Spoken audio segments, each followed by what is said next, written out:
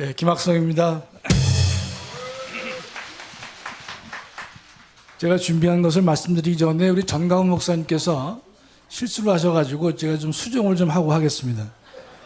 북한이 남침을 못하는 이유가 황중선 장로님 때문에 그렇다고 하셨는데 그건 반만 맞고 반은 틀립니다. 방위 때문에 못 내려온 겁니다. 방위. 손원배 방위, 김학성 방위.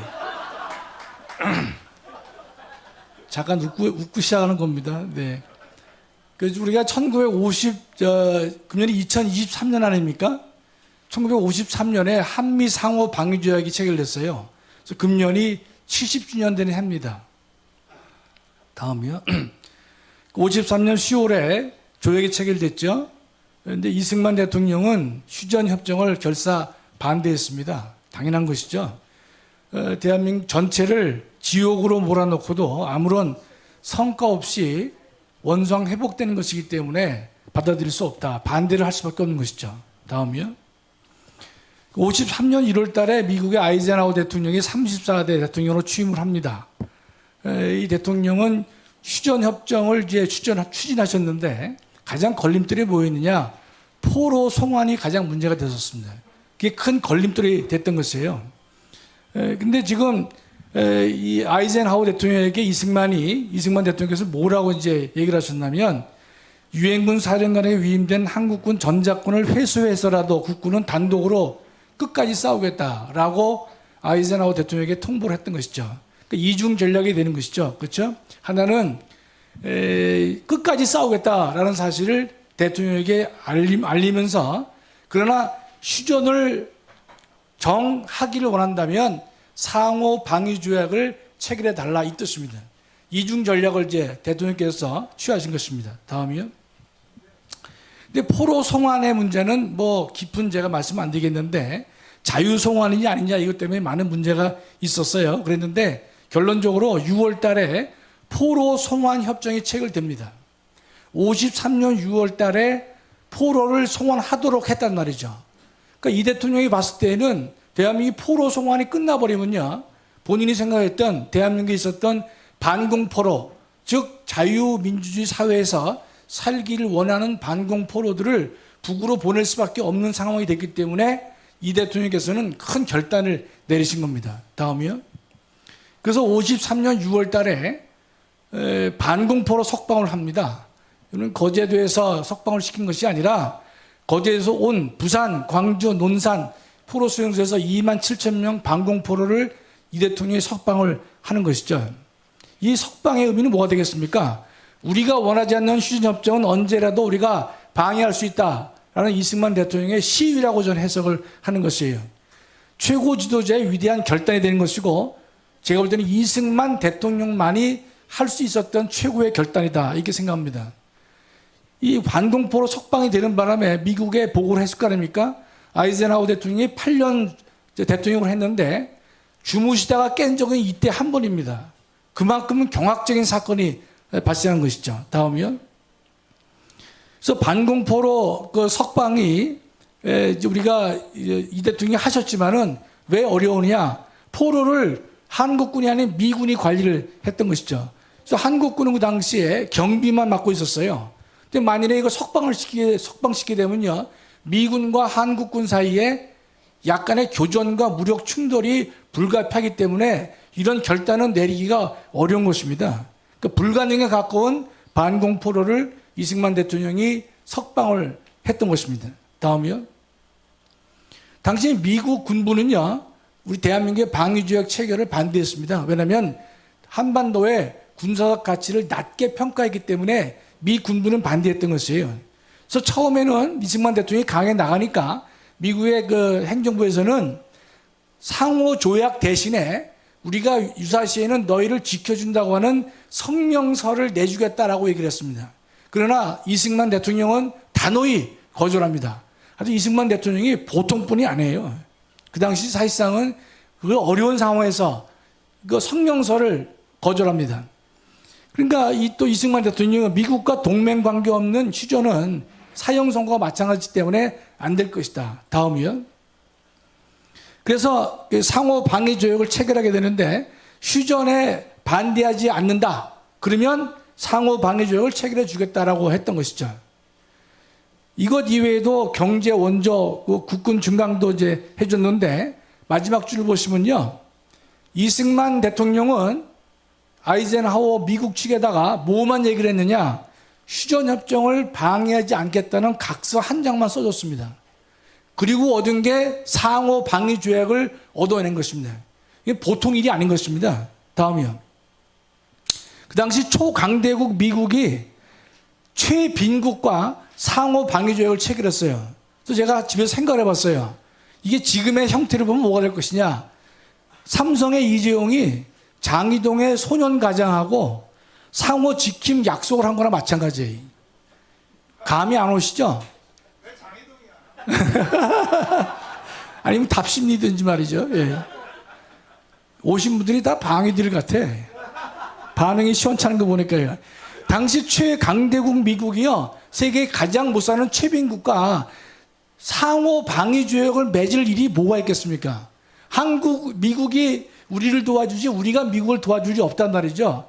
그런 상황에서 그걸 체결을 받아낸 것이기 때문에 어마어마한 효과가 된 것이잖아요. 전쟁 방지를 갖다가 이뤄낸 것이고 과도한 안보비용 면제, 경제 성장에 집중할 수 있었다는 다 여러분이 다 아는 내용들입니다. 예, 시간 없어서 제가 볼 때는 이 한미 동맹은요 다른 각도에서 헌법학자 입장에서 이제 설명을 해보면 방위 입장이 아니라 헌법학자 입장에서 설명을 해보면 이승만 대통령의 분신과 같은 거예요. 뭐냐? 이승만 대통령은 머릿속에 항상 공산주의라고 하는 것은 인간을 붕괴시키는 것이다. 빠져나올 수 없게 하는 사상 통제를 구축하는 것이 공산주의자라는 생각을 이승만 대통령은 계속 하고 계신 거예요. 공산주의는 뭐냐? 자유를 파괴하고 세계 노예화를 시키는 사상이다. 이렇게 보는 것이죠. 공산주의는 군사적 적을 넘어 인간의 영혼의 적이고 문명의 적이다. 이런 확신을 갖고 계시는 것이에요. 그래서 이 한미동맹은요, 자유 수호와 보존은 물론이지만 한국과 미국을 넘는 인류의 가치로서 승격을 시킨 것이 바로 이승만 대통령이다. 이렇게 생각하는 것입니다. 한미동맹은 따라서 인류동맹으로 승격됐다. 이렇게 보는 것입니다. 다음이요. 갑자기 이제 우크라이나 지원을 왜 말씀드리는가 하면 지금 여러분 6.25 전쟁 때 150만이 죽고 360만이 부상했고 1000만 이상 가족을 냈단 말이죠. 그중에 미군이 3만 7천 명이 사망했습니다. 사망한 사람만 3만 7천이다 이런 뜻이에요. 지구에 어디인지도 모르는 나라에 대해서 살아가는 가족을 만나지 못할 위험이 있는 그런 상황 속에서도 16개 국가가 대한민국에 군대를 지원을 해준 것입니다. 매우 감사한 것이죠. 다음이요. 만일에 그 당시 16개국 나라의 야당들이 왜 알지도 못하는 나라를 왜 지원해 주느냐라고 그 야당이 반대했다면요. 그 다음은 대한민국의 군사 지원은 없었을 것이다. 이런 뜻입니다.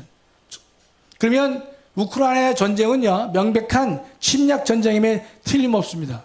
저는 우크라이나 전쟁에 대해서 적극 하지 말자 그런 생각을 갖고 있지 않지만은 적어도 대한민국이 16개국에 의해서 존립을 확보받은 나라라면 주판알만 튕겨서는 안 될 것이다. 이런 뜻입니다. 무기 수출을 할 용의가 있다고 대통령께서 말씀하셨는데요. 어떤 그 패널이 그런 말 하더라고요. 무기 수출은 국회 동의를 얻어야 된다 그래서 좀 무지한 인간이 나와서 떠든단 말이죠. 제가 이 무기 수출은요. 군대 파견이 아니에요. 우리 헌법은요. 국군을 외국에 파견하거나 이라크 파병 같은 경우죠. 외국 군대를 국내에 주류시키는 경우에는 국회 동의가 필요합니다. 그러나 단순한 수출 용의가 있다. 그것은 국회 동의 사항이 결코 아닙니다. 대통령의 결정 사항에 불과한 것이. 저는 이 사실을 굳이 옳다 틀리다 말씀드리는 것이 아니에요. 아마 이 무기 수출을 미리 말씀하신 것은 아마 이번에 바이든 행정부와 한국의 한국적인 핵우산 이걸 다 받아내기 위한 어떤 모종의 약속이 아니었나 이런 생각을 해봅니다. 다음이요. 여러분 이 새가 이름이 이 독수리가 아니라 알바트로스라는 새입니다. 세계에서 가장 큰 새입니다. 다음이요. 너무나 날개가 길어가지고 보시면 아시죠? 예, 다음이요. 그래서 일명 이 알바트로스를 바보새라 그래요. 평상시에는 날지를 못해요. 하도 날개가 커가지고. 그래서 땅에서는 놀림을 당하고 있는 게 바로 알바트로스입니다. 다음이요. 근데 이 가장 빨리, 가장 멀리, 가장 높이 나는 새가 이 알바트로스입니다. 근데 이 알바트로스는 평상시에는 날지를 못하지만 폭풍이 시작되면 거칠고 사나운 바람과 비를 정면으로 부닥치면서 웅장한 날개짓으로 담대하게 비행하는 새가 이 알바트로스입니다. 다음이요. 2달 안에 지구 한 바퀴를 돌 정도로 아주 강인한 새가 되는데 이 새는요, 어떻게 2달 안에 지구를 돌 것이냐? 자신의 힘으로 나는 것이 아니라 바람의 힘으로 날기 때문에 그렇다라고 학자들이 다 이야기를 하고 있습니다. 다음이요. 이 시대에 알바트로스는 누구라고 생각하세요? 말만 하면 정광훈 그러시는데 생각하고 제가 힌트를 드릴게요. 이 시대 알바트로스는 첫째 바보 목사예요. 우리 정광훈 목사님을 바보라고 그러는 사람 없죠. 그러나 우리 정광훈 목사님은 바보적인 행태가 분명히 있으세요. 인간으로 봤을 땐 그렇습니다. 하나님 보실 때는 안 그렇겠죠. 애국운동을 무슨 힘으로 합니까? 자신의 힘으로 하는 게 아니에요. 성령의 힘으로 한단 말이죠. 알바트로스가 바람의 힘을 이용해서 하듯이 성령의 힘으로 하는 것이에요. 이승만의 지혜와 해안과 뚝심을 가진 자단 말이죠. 다시 한번 묻겠습니다. 이 시대 알바트로스는 누굽니까? 우리 집사람이 김학성 그랬으면 제가 머리를 쥐어뜯으려고 그랬어요. 다음이요. 우리가 자유마을 대 하는 거 아닙니까? 우리가 이제 이번 토요일 날 광화문에서 우리가 4월 29일 날 이제 큰 우리가 집회를 하게 되는 것인데, 여러분 애국하는 마음으로 나오셔야 될 텐데, 오늘 집회는 부산이 아니라 부울경이에요. 비가 오기도 하고 갑자기 이 장소를 잡아서 좀 제가 볼 때는 또 오후 1시에는 많이 오시겠죠. 예. 이 자유마을 지도자들은요, 제가 생각할 때는 첫째가 자유의 적에 대해서 분노할 수 있어야 됩니다. 그런 사람이 아니면 자유마을 운동 하실 필요 없어요. 그냥 웃으면서 한다. 그건 우리의 사명이 아닌 것이에요. 그럼 지금의 우리에게 요구되는 시대 정신이 뭡니까? 주사파를 주적으로 인식할 수 있는 자유의 전사가 되야 된다는 뜻입니다. 여러분 참석하신 모든 분들, 또 옆에 계신 분들 자유의 전사가 되어서 함께 싸워야 될 것이다, 이런 뜻입니다. 세 번째는 예수 한국을 위해서 순교자가 될 만한 각오가 서야 되는 것이에요.